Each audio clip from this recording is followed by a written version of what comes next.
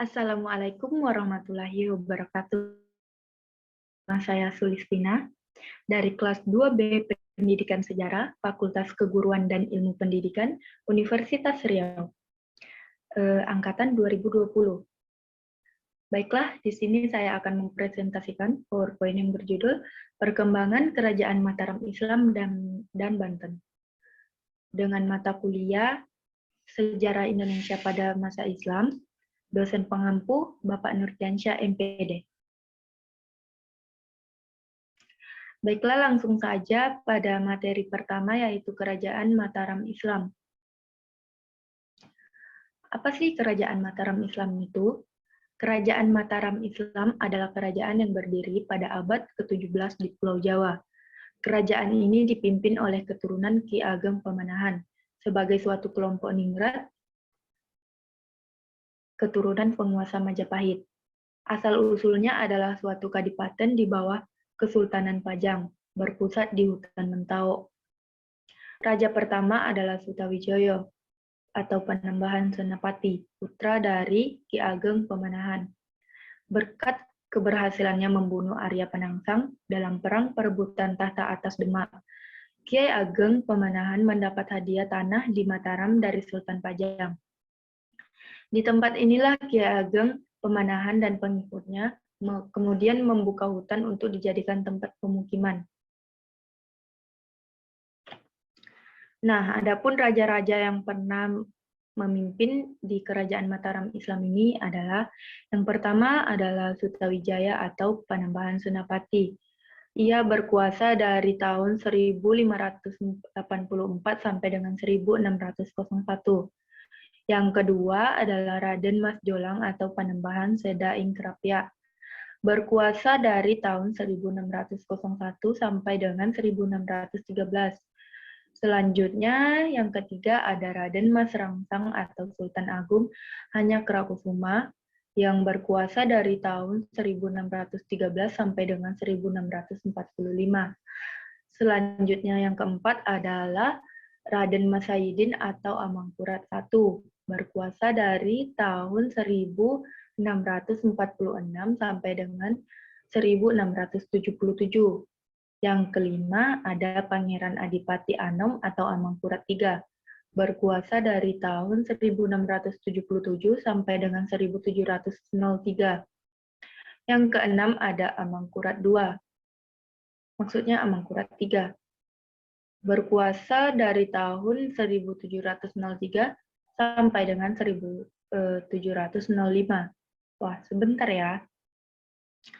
Selanjutnya yang ketujuh ada Pakubuwana I, berkuasa dari tahun 1705 sampai dengan 1719. Yang kedelapan ada Amangkurat IV, berkuasa dari tahun 1719 sampai dengan 1726. Yang kesembilan ada Pakubuwana II, berkuasa dari tahun 1726 sampai dengan 1749. Dan yang terakhir, ada Pakubuwana III yang berkuasa dari 1749 sampai dengan 1788. Kerajaan Mataram pada masa keemasannya pernah menyatukan tanah Jawa dan sekitarnya, termasuk Madura. Kerajaan ini pernah 2 kali menyerang VOC di Batavia untuk mencegah semakin berkuasanya perdagangan itu. Namun ironisnya, justru harus menerima bantuan VOC pada masa-masa akhir menjelang keruntuhannya. Dasar-dasar kehidupan maritim kurang dimiliki oleh Mataram, dan tidak memungkinkan untuk mendirikan pelabuhan di pantai laut selatan Pulau Jawa karena ombaknya terlalu besar, sehingga Kesultanan Mataram tidak memungkinkan menjadi kerajaan maritim karena pusat kerajaannya berada di pedalaman. Mataram merupakan kerajaan berbasis agraris atau pertanian dan relatif tidak kuat dalam hal maritim. Kerajaan ini meninggalkan beberapa jejak sejarah yang dapat dilihat hingga kini, seperti Kampung Matraman di Batavia, atau yang sekarang dikenal dengan Jakarta, dikuasai oleh Belanda. Sehingga di tahun 1628 dan 1629, Kerajaan Mataram, pimpinan Sultan Agung Hanyakrokusumo menyerang Batavia. Penyerangan pertama gagal, namun serangan kedua berhasil. Membunuh J.P. Coen, basis penyerangan Kerajaan Mataram inilah yang sekarang disebut dengan daerah Matraman. Selanjutnya, Kalimalang. Karena pada saat pasukan Kerajaan Mataram menyerang Batavia di tahun 1628, menemukan sungai yang bukan mengarah ke laut atau ke utara, namun mengalir ke arah barat sehingga disebut dengan Kalimalang. Dalam bahasa Jawa, arti dari kali adalah sungai, sedangkan malang adalah melintang. Begitu juga dengan Pademangan saat Kerajaan Mataram menyerang Batavia pada tahun 1628. Banyak panglima perang yang tidak pulang ke Kerajaan Mataram, sebab takut dipenggal kepalanya karena gagal menguasai kota Batavia. Salah satu panglima tersebut menetap di kota Batavia dan menjadi demang, atau penguasa setingkat desa dalam budaya Jawa. Karena itu, daerah tersebut diberi nama dengan Pademangan. Akhirnya Sultan Agung, raja yang dikenal karena berbagai ekspansi wilayah sekaligus wawasan kebudayaannya, salah satunya mengembangkan kalender Jawa dengan memadupadankan tarikh Hijriyah dengan Saka pada tahun 1633. Setelah wafat dimakamkan di Imogiri, ia digantikan oleh putranya yang bergelar Amangkurat Agung I. Pada masa pemerintahan Amangkurat Agung I ini telah berbelok haluan. Tidak lagi seperti pemerintahan ayahnya yang menentang VOC. Akan tetapi justru bersekutu dengannya dan mendapat dukungan penuh dari VOC. Baik, materi kedua yaitu materi Kerajaan Banten. Nah, Kerajaan Banten adalah salah satu kerajaan Islam di Pulau Jawa. Kerajaan ini menguasai wilayah Banten yang terletak di barat Pulau Jawa. Sebelumnya, wilayah Banten merupakan bagian dari Kerajaan Sunda yang bercorak Hindu. H.J. de Graaf dalam bukunya Kerajaan-Kerajaan Islam Pertama di Jawa yang dibuat pada tahun 1985 menuturkan Kerajaan Banten berdiri di abad ke-16 pada tahun 1524 atau 1525. Nurullah dari Patsai yang kelak menjadi Sunan Gunung Jati berlayar dari Demak ke Jawa Barat. Saat itu, pusat pengembangan agama Islam di Jawa masih terpusat di Demak. Sunan Gunung Jati dan putranya Hasanuddin melebarkan pengaruh Islam ke barat Pulau Jawa. Adapun nama-nama raja Kerajaan Banten. Kerajaan Banten ini pernah dipimpin oleh 22 orang raja. Nah, yang pertama ada Syarif Hidayatullah atau yang dikenal dengan Sunan Gunung Jati. Yang kedua ada Maulana Hasanuddin, putra dari Sunan Gunung Jati. Yang ketiga ada Maulana Yusuf. Yang keempat ada Maulana Muhammad Pangeran Ratu Banten.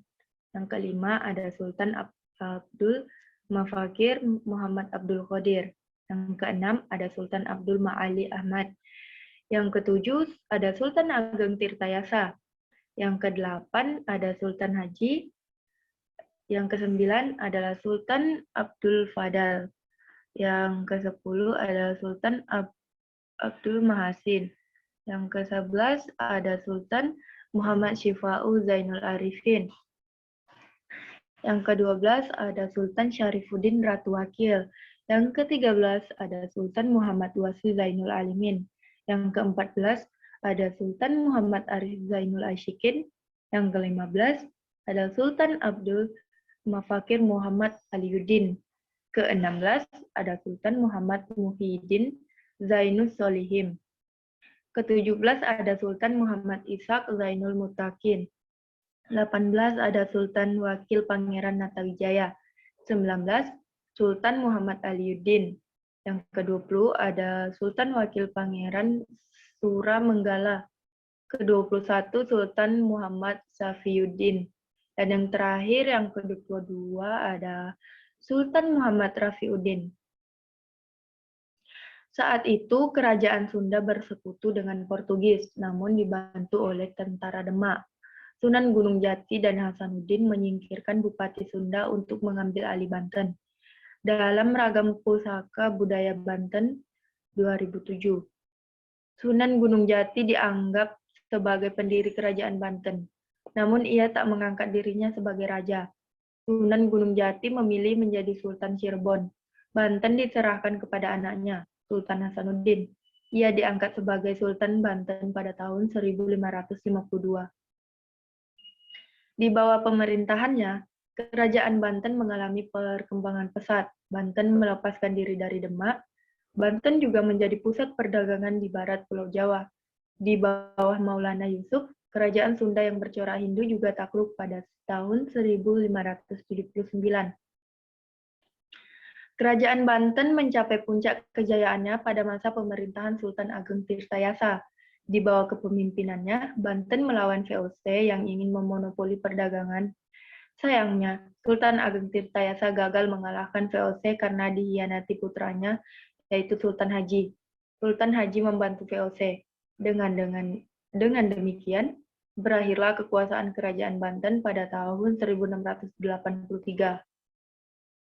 Baik, itu saja yang bisa saya sampaikan. Lebih dan kurangnya saya mohon maaf. Saya bernama Sulistina, pamit undur diri. Sekian, terima kasih. Wassalamualaikum warahmatullahi wabarakatuh.